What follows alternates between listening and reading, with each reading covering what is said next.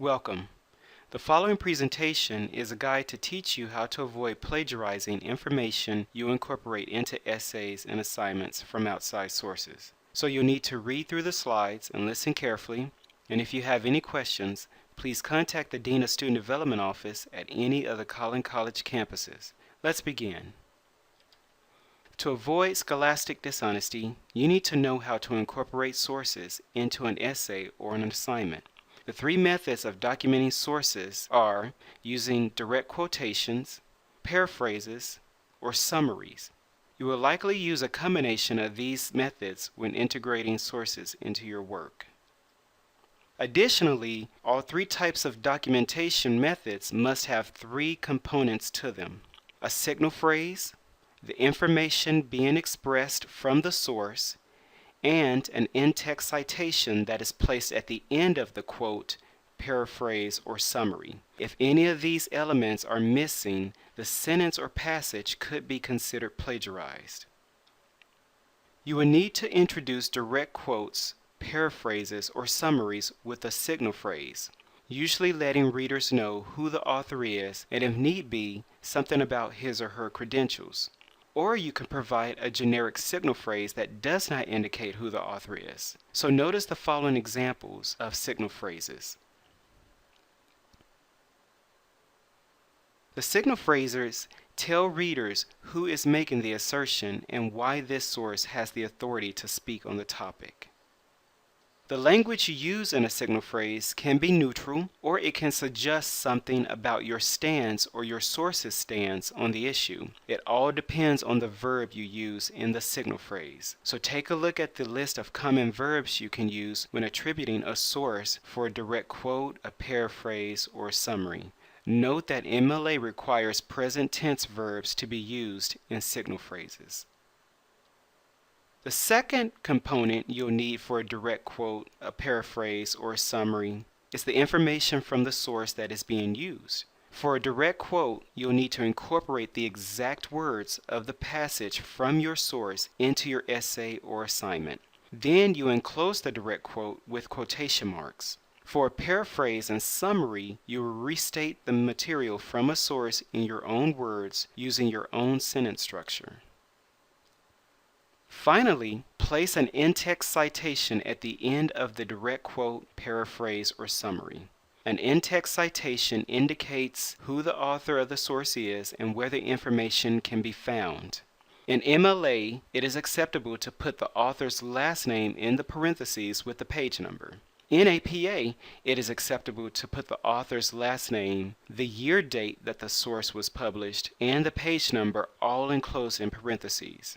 In both MLA and APA format, if you state the author's name in the signal phrase, then it's not necessary to place the name in the in-text citation. Let's take a closer look at direct quotations, paraphrases, and summaries. The first method you can use to incorporate sources into an essay or assignment is direct quotations. Direct quotations are used when you want to quote a source word for word, the exact phrasing. You will want to use this method when you not only want to comment on what the source says, but also how the author says it. The use of direct quotations can spice up your essay or assignment and tie in what you are writing about to something specific. Direct quotations can be used as a means to provide examples that strengthen a thought or idea. So notice the example. The top example is a direct quotation in MLA format, and the example below that is a direct quotation in APA format. Each direct quotation begins with a signal phrase, yet notice that in APA you are required to provide the publication year of the source if you use the author's name in the signal phrase. You don't have to do this in MLA. Next, notice that for direct quotations, a set of quotation marks are placed at the beginning of the directly quoted material, and a second set of quotation marks are placed right after the last word of the direct quotation. Then, an in-text citation must be placed at the end of the direct quotation. As stated in slide 7, if you place the author's name in the signal phrase, then you will not need to place the author's name in the in-text citation. And one final note, for APA, you must place the letter P with a period next to the page number. For MLA, you don't have to place that letter. Just simply type the page number for that source. Now here's a second example of a direct quote with all the components in MLA and APA format. The difference with these examples is that a generic signal phrase was used. Since the author's name was not used in the signal phrase, then the last name was placed in the in-text citation at the end of the direct quotation. In MLA, you'll place the author's last name and the page number as the in-text citation. However, in APA, you'll place the author's last name, the source's publication year, and the page number with the letter P with a period as the in-text citation. Let's move on to paraphrasing information for a source. When you paraphrase from a source, you restate the source's ideas in your own words. A paraphrase of a source offers your readers the same level of detail provided in the original passage. You may be wondering why you would need to paraphrase your source instead of directly quoting from it. According to MLA and APA, a good rule of thumb in research essay writing is that no more than 10 to 15% of your paper should be directly quoted material from your sources. So you must paraphrase the information from your sources to avoid directly quoting from them too much. You should not use any of the original wording unless directly quoted with correct punctuation marks or syntax of the original passage when you paraphrase. To paraphrase, follow these suggestions. Change the order of the information presented from the original passage. What was stated first, place last, and what was stated last, place first. Have a thesaurus or dictionary handy to ensure that you do not use the same words from the original passage. Rephrase the information from the original passage and rephrase the difficult information into uncomplicated sentences. And again, if you use any original wording from the source in a paraphrase, place quotation marks around the quoted phrases and material. Take a look at the examples provided of a paraphrase quote in MLA and APA format. The original passage is in the middle, so you can observe how the original passage is now typed as a paraphrase. Notice that the order of information from the original passage was changed. The information was stated in different wording, and synonyms were used to restate complex words. Again, you'll provide a signal phrase to begin the paraphrase. However, no quotation marks are needed for paraphrases. Finally, and this is just as important, an in-text citation is placed at the end of the paraphrase to give credit back to the source. According to the most recent edition of APA Style Guide, you are not required to give the page numbers with the paraphrase or summary, but APA encourages you to do so, especially if you are citing a long or complex work.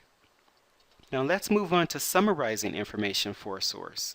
When you summarize, you provide your readers with a condensed version of the author's key points. A summary can be just as short as a few sentences or much longer depending on the complexity of the text and the level of detail you wish to provide your readers. You will need to summarize a source in your paper or assignment when you are going to refer to that source and you want your readers to understand the source's argument, main ideas, or plot, if the source is a novel or play, before you lay out your own argument about it, analysis of it, or response to it. Whereas a paraphrase of a source offers your readers with the same level of detail provided in the original source, a summary provides your readers with a condensed overview of that source or part of that source. So while a paraphrase would generally be about the same length as the original source material, a summary will be shorter than the original source material. Take a look at the examples provided of a summarized quote. The original passage is in the middle, so you can observe how the original passage is now typed as a summary. Notice that the summary of the original passage in APA and MLA format, just like paraphrases, summarized information is put into your own words, staying away from the original wording. However, the purpose of a summarized quote is to get to the main idea from the longer original passage and leave out a lot of the details. You must still give credit back to the original source. Therefore, you will place a citation at the end of the passage just as you see in the example.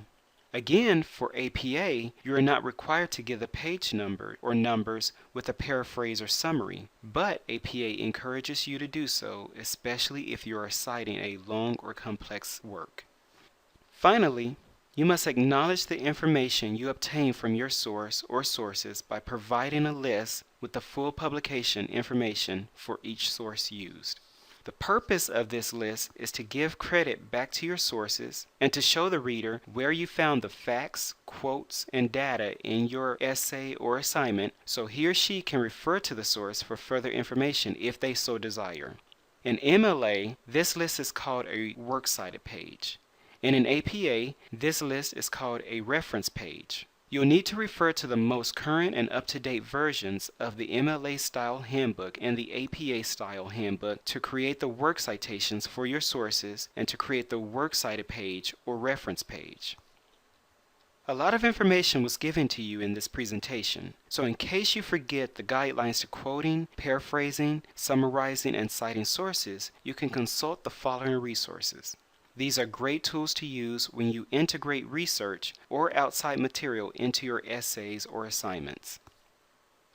Collin College also offers excellent services and resources for its students, and they're free and available to students year-round. If you have any questions or need additional information, you can contact the Dean of Student Development offices at any of these 3 Collin College campuses.